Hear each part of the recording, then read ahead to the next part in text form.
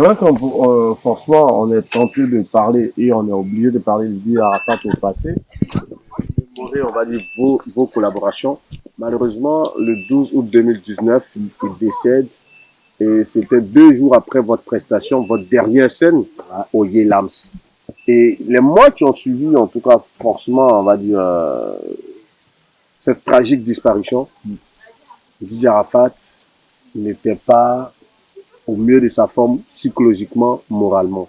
Vous qui étiez à côté de lui, les mois qui ont précédé son décès, comment est-ce qu'il était?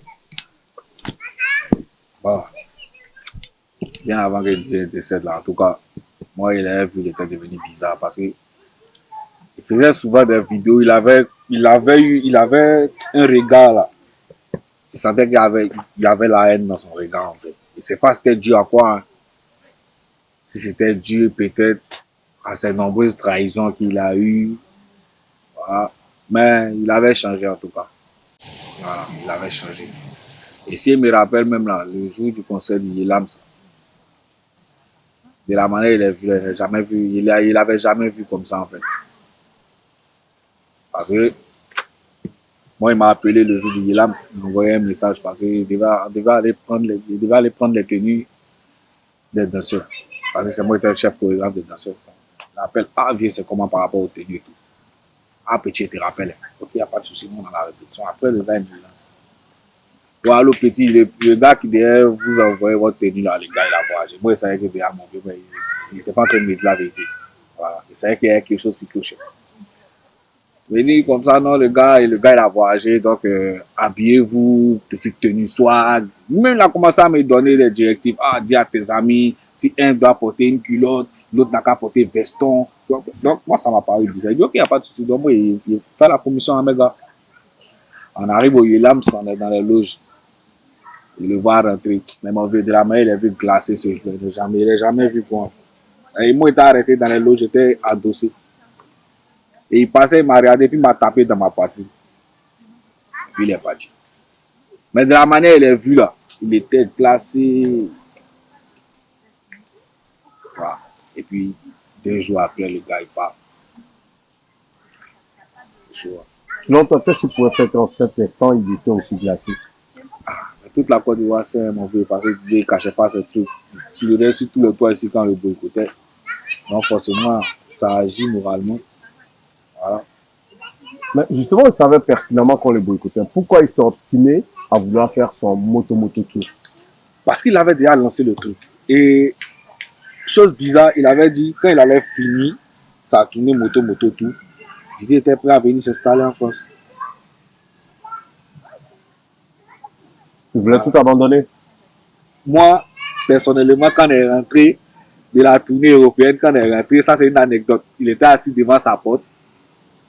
Et j'ai arrivé, et puis il m'a regardé. Il dit, mais petit, j'ai quelque chose à faire. Ben moi bientôt, je vais arrêter de chanter. Il dit, mais comment tu veux pas ça? Il dit, je te dis la vérité. Hein. Moi, j'ai commencé à vendre mes voitures. Il dit, parce que moi, c'est plus dans votre truc là. Donc, on a commencé à rire. Et puis bon, moi, ça m'a tapé dans la tête. Parce que moi, ici, quelqu'un, quand tu me dis quelque chose, là, ça me fait cogiter. Quand je suis rentré à la maison, il lui a envoyé un message. Il dit, viens, tu es sérieux dans ce que tu me dis là, que toi, t'as arrêté. Il m'a dit, ouais, que lui veut devenir pasteur.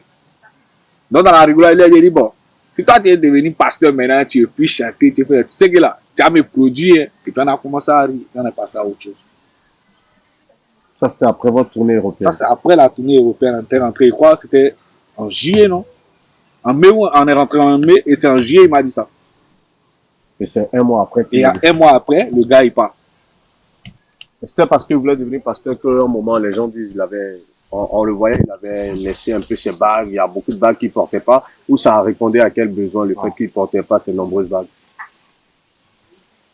Si il dit peut-être que Dieu savait qu'il allait mourir, c'est comme si ça défiait Dieu.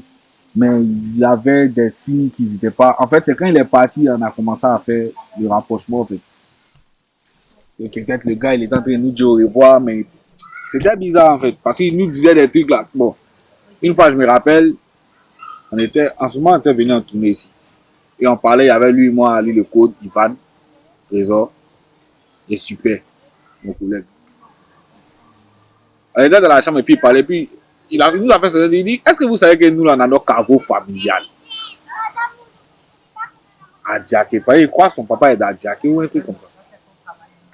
Que si lui il meurt là, c'est là-bas, on doit l'enterrer.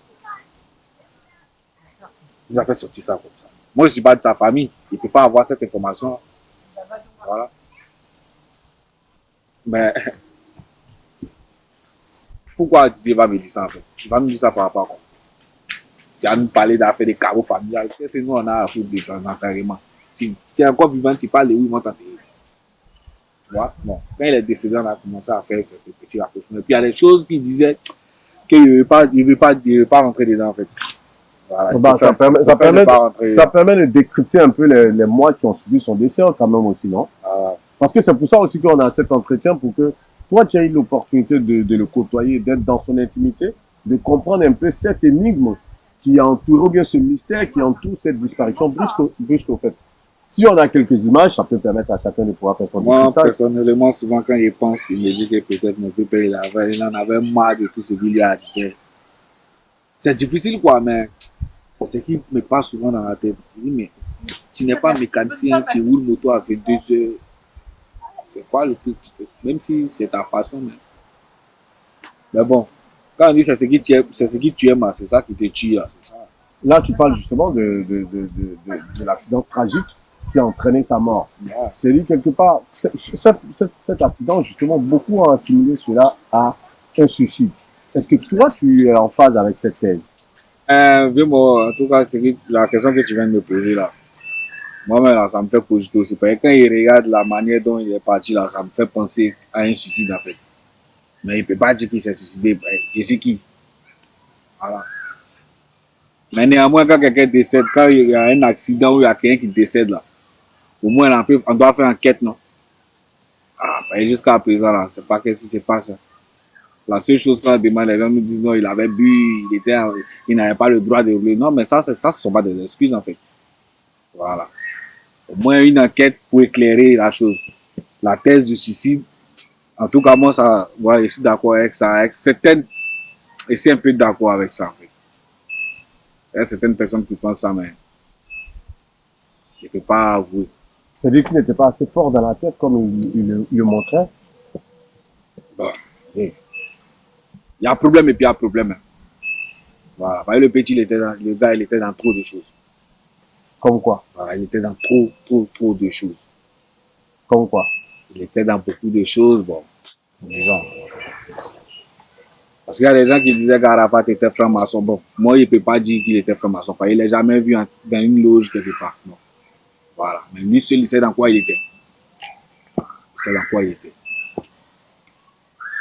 Mais toi, qu'est-ce que tu as pu, toi qui étais avec lui, quand il était dans trop de choses, qu'est-ce que toi tu as pu percevoir? Peut-être il avait des liens avec des barons, comme on l'a dit en griffe, hein, il était avec des barons peut-être de la drogue, il avait signé des pactes.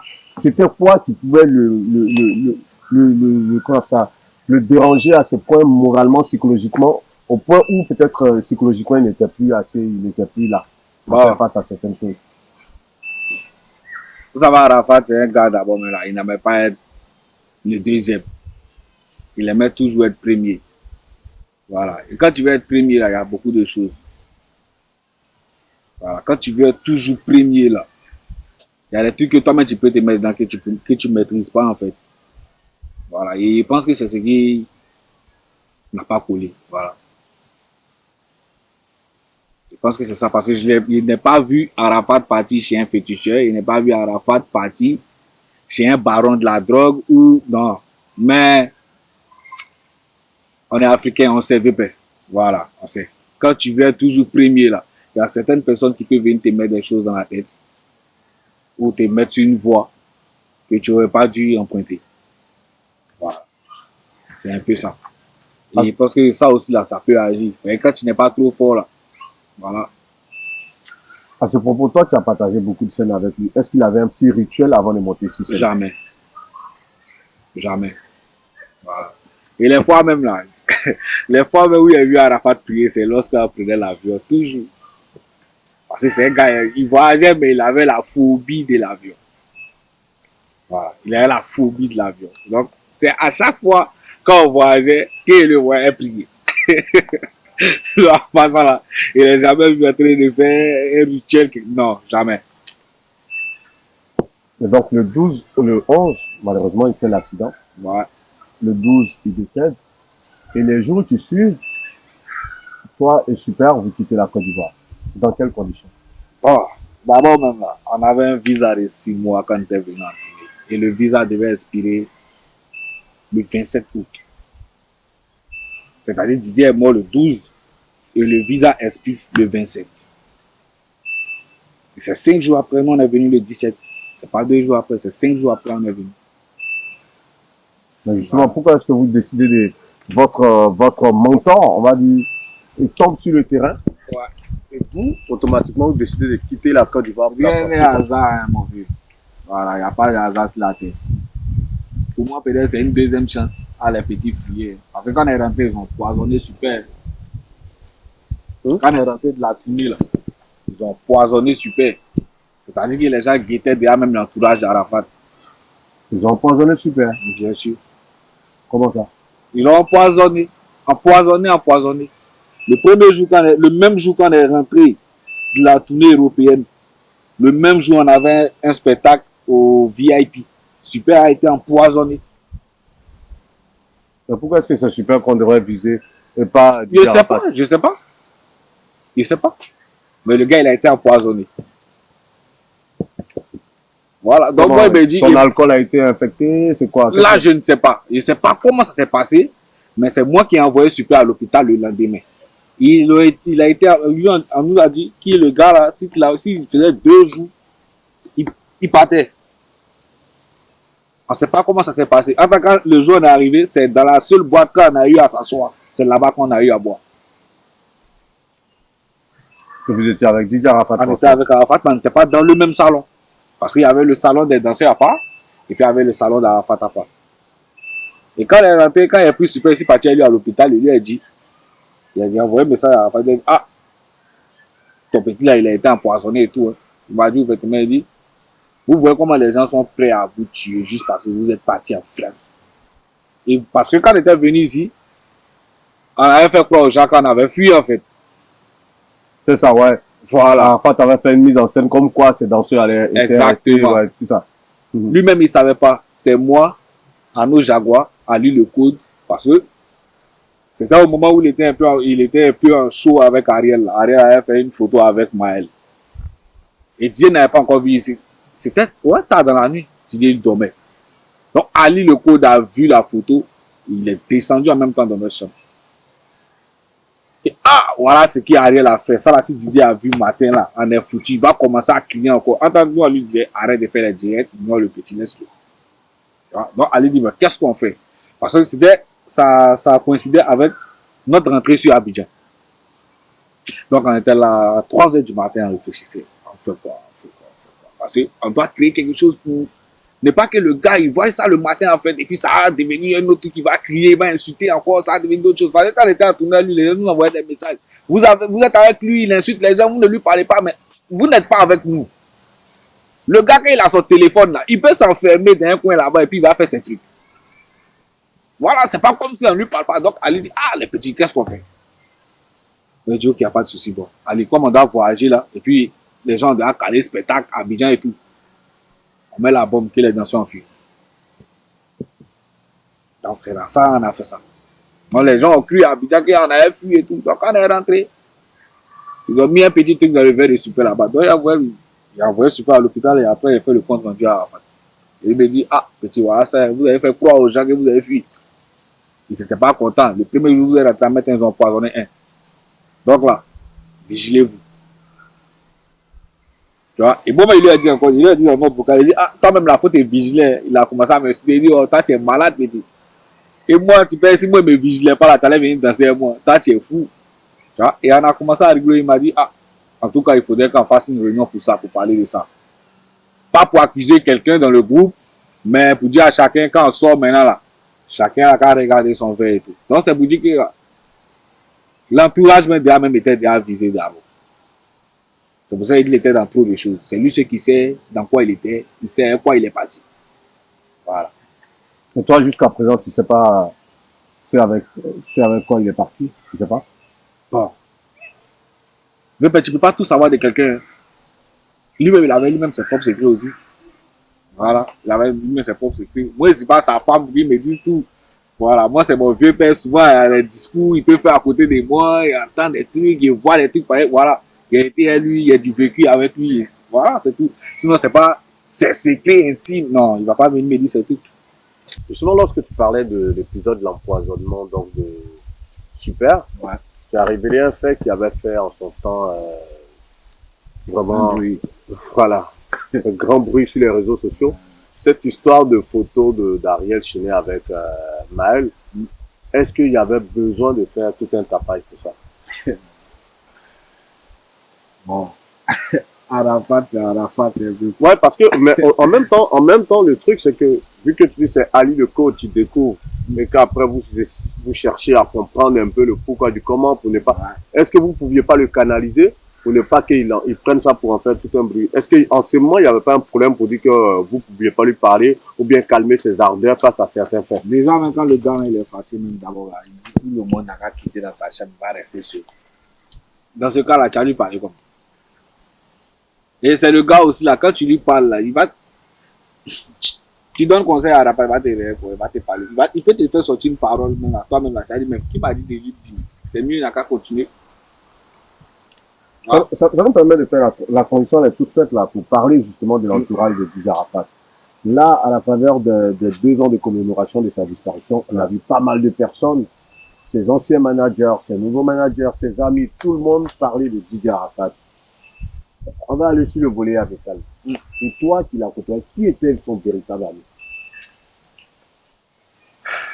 En tout cas, il y a beaucoup de pseudo meilleurs amis. Hein. Mais ceux qui pouvaient parler à Arafat là, ils étaient 2. Parmi ses amis en tout cas, son entourage, ils étaient 2. Manu TGV et puis Landry Agban. Voilà. C'est les 2 qui pouvaient dire quelque chose à Didier et puis il allait prendre le temps de réfléchir dessus. Voilà. Donc moi, c'est eux qui appellent amis. Parce que ton ami, c'est lui qui peut te dire quelque chose. C'est pas lui qui te suit seulement.